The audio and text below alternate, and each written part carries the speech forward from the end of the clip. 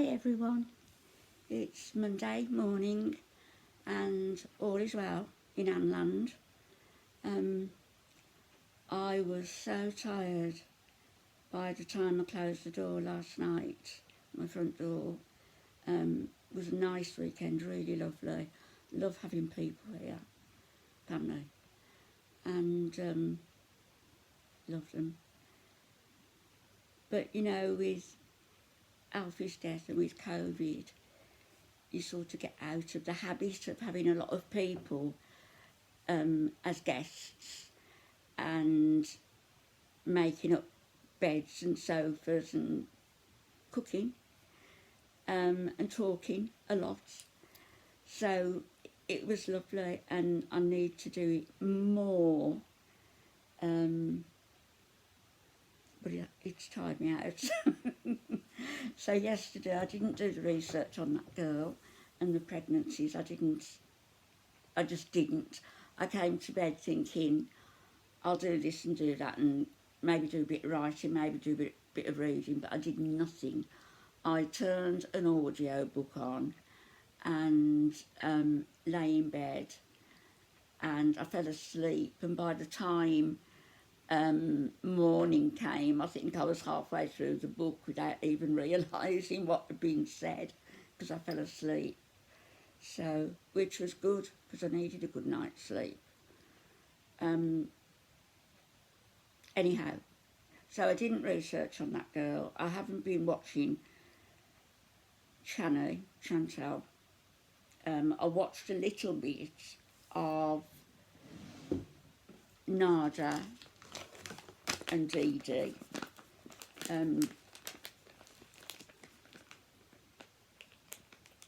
And they had a friend to lunch, didn't they? One of Dee's friends, I guess. And then they all went out for a walk.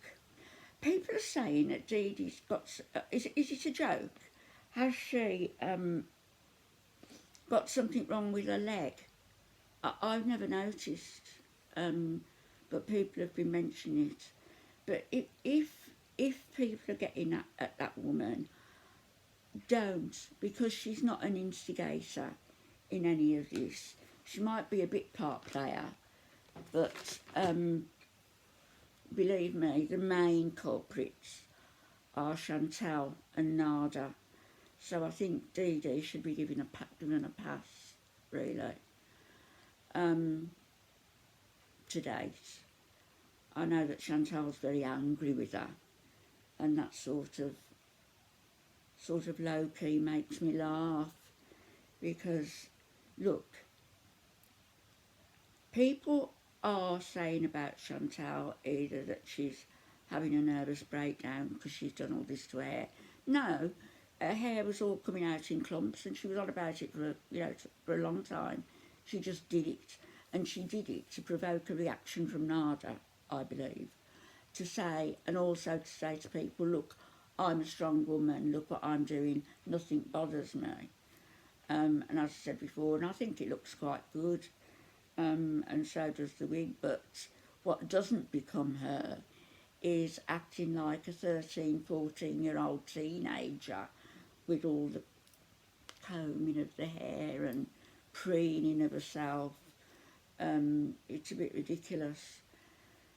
I did see one video where she was saying that, I think she was waiting for Pete's to come out of her house, and they were going shopping or something, but she was saying that she'd like to move to Toronto, and it would be good for Pete's also, because there'd be more job opportunities. Well, if that kid, boy, wants a decent job, he's going to have to pull his socks up. He's going to have to clean himself. You know, his face looks filthy, pimples, and 40-year-old get acne. And his long hair. He doesn't look a professional, does he? He doesn't. Not somebody, if I was interviewing, I'd be inclined to think, smart person. But more than all that, he comes across as a very, we know, because we've seen him on live streams, lose it, but I would imagine in an interview he's going to be very tense and on the defensive, which can come across as aggressive. So he's going to have to sort himself out. He could get a customer services job, nothing to stop him doing that even now. I believe some of them work from home on the phones. Why doesn't he do it? He can sit there playing his games all day and reading his comics.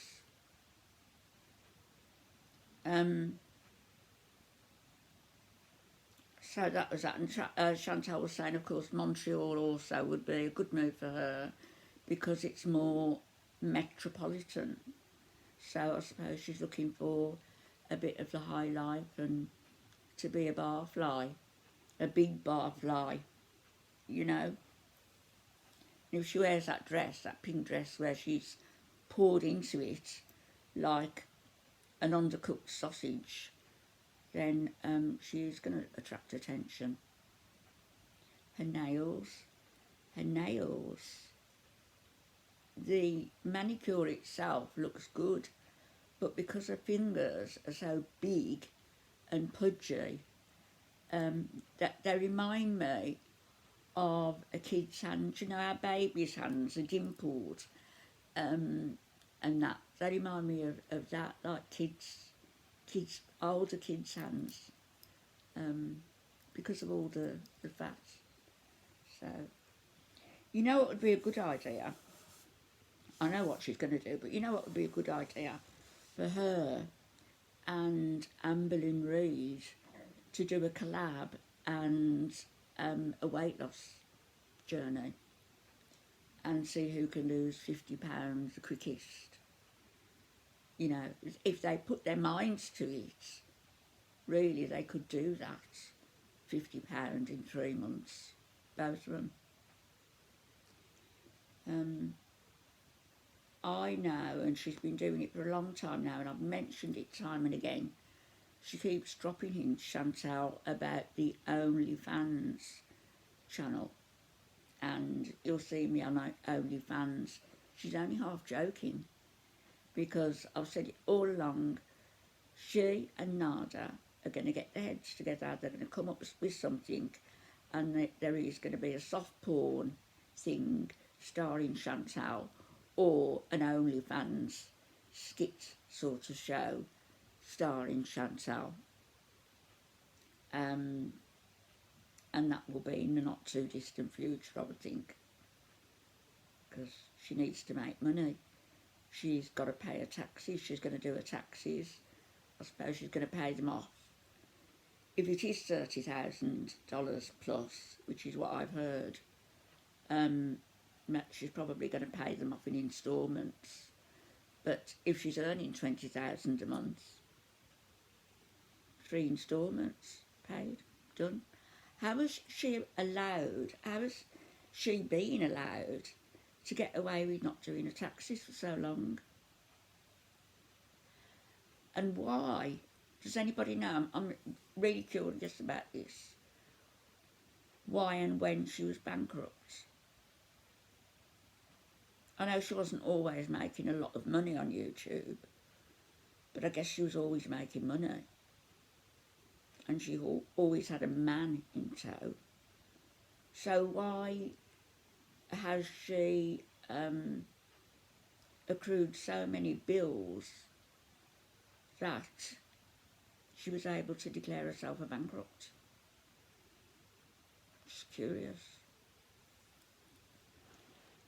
So she'll never, ever get a mortgage, be able to sign a lease on a flat for, I think it's so many years, isn't it, subsequent to the bankruptcy?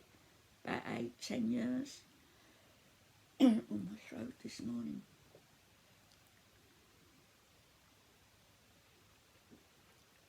And the other thing